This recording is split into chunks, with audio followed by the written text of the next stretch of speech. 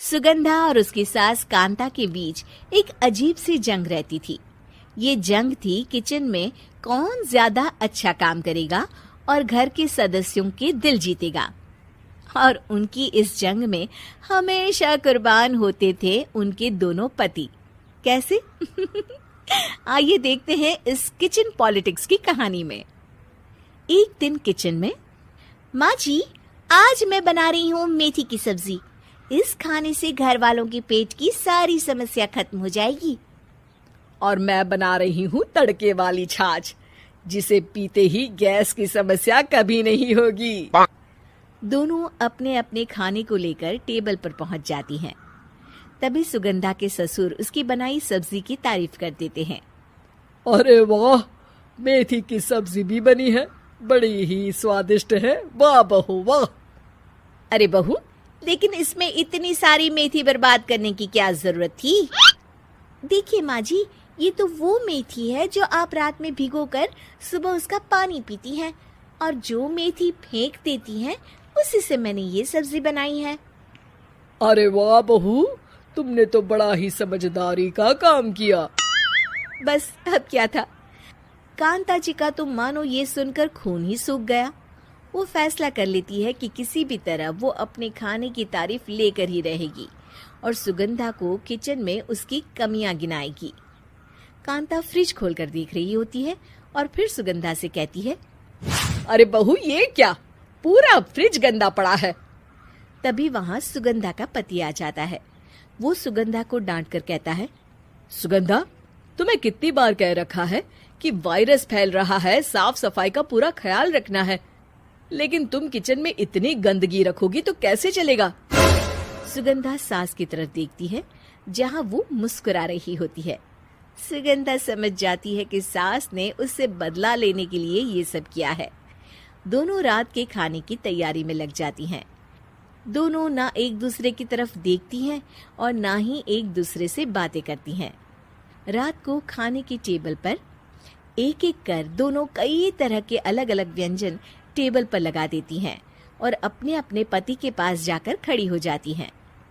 अरे खाइए जी खाइए, मैंने बड़ी मेहनत से बनाया है। प्लेट में वो खाना डालती हैं। सुगंधा भी दोनों की प्लेट में खाना डालते हुए कहती है, बड़ी ही मेहनत लगी है इस खाने को बनाने में। हाँ, दोनों को ना चाहते हुए भी सारा खाना खाना पड़ता है। कहीं दही तो कहीं मलाई तो कहीं मसाला। और इन सब के बाद दोनों बड़ी ही मुश्किल से अपने कमरे में सोने जाते हैं। लेकिन अगली सुबह सुगंधा का पति चिल्ला रहा होता है, हाय रे, हाय मेरा तो पेट खराब हो गया, हाय माँ बहुत दर्द हो रहा है। तो वहीं कांता के कमरे से भी कुछ ऐसी ही आवाज आने लगती है। हे भगवान, इस सास बहू की लड़ाई हमारी जान लेकर रहेगी। जाओ कोई डॉक्टर को बुला कर लाओ। डॉक्टर आते हैं। दोनों को देखकर कांता और सुगंधा से कहती हैं, देखिए, आप दोनों इन्हें खाने में हल्का ही दीजिएगा।